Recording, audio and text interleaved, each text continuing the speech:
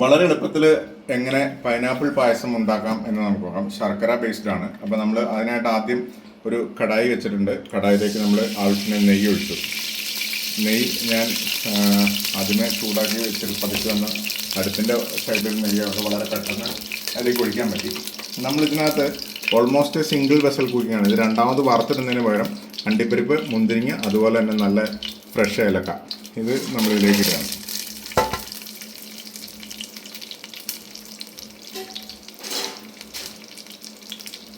പാത്രം non stick പാത്രം ആയതുകൊണ്ട് തന്നെ നമ്മൾ ഫ്ലെയിം കുറച്ച് കൂട്ടി വയ്ക്കുക. നോൺ സ്റ്റിക്ക് പാത്രം ആയതുകൊണ്ട് തന്നെ നമ്മളൊരു വുഡൻ സ്പാറ്റ്യൂല ആണ് ഉപയോഗിക്കുന്നത്.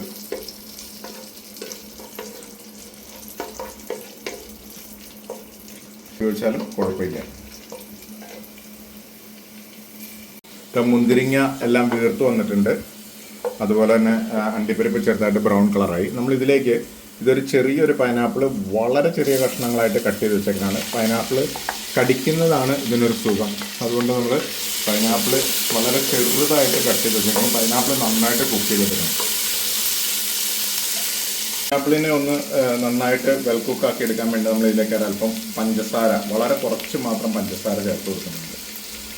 നിർബന്ധമില്ല, പക്ഷേ പഞ്ചസാരയിൽ കിടന്ന് അത് വഴണ്ട് വരുമ്പോഴാണ് അതിൻ്റെ നല്ല ഫ്ലേവർ ഉണ്ടാവുക. നമ്മൾ ഫ്രൂട്ടോമൻസിൻ്റെ പൈനാപ്പിൾ ക്രഷാണ് ഉപയോഗിക്കുന്നത്.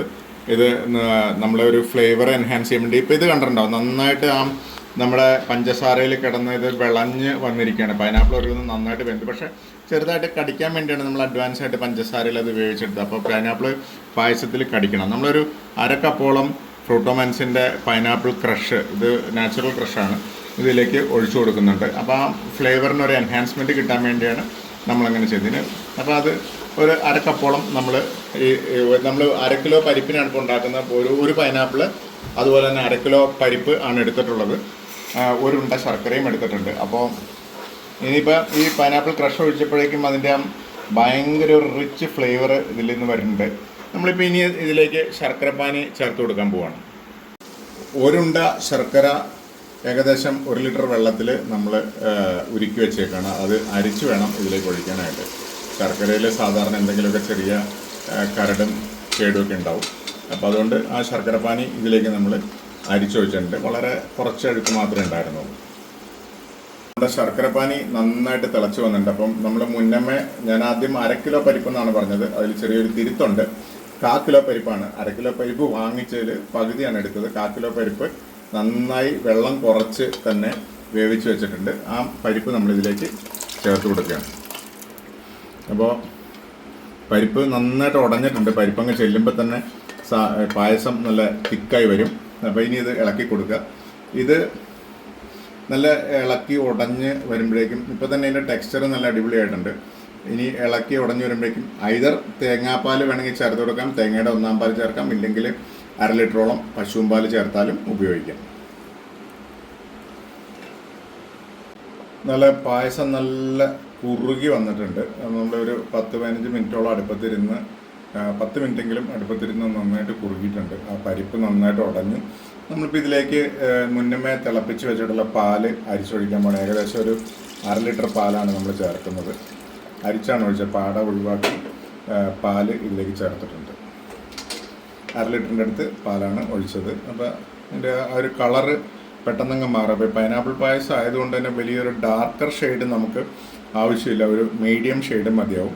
ഇനി ഇതും ഒന്ന് പതുക്കെ ചൂടായി വരുമ്പോൾ നമ്മളൊരു ഫിനിഷിങ് ടച്ച് ഉണ്ട്, അത് കാണിച്ചു തരാം. നമ്മൾ ആദ്യം തിളപ്പിച്ച് വെച്ചിട്ടുള്ള പാലാണ്. അപ്പോൾ പശുവും പാല് രാത്രി 7 മണിയോടെ ഞങ്ങൾ തേങ്ങാപ്പാലും പശുവും പാല് ചേർത്തു. ചെറിയൊരു ഇതാണ്. അതിനുശേഷം ഇത് അമുലിൻ്റെ ഫ്രഷ് ക്രീമാണ്. അപ്പോൾ ഇത് ഓപ്പൺ ചെയ്യുക. ഓപ്പൺ ചെയ്തതിന് ശേഷം നേരെ ഒഴിക്കരുത്.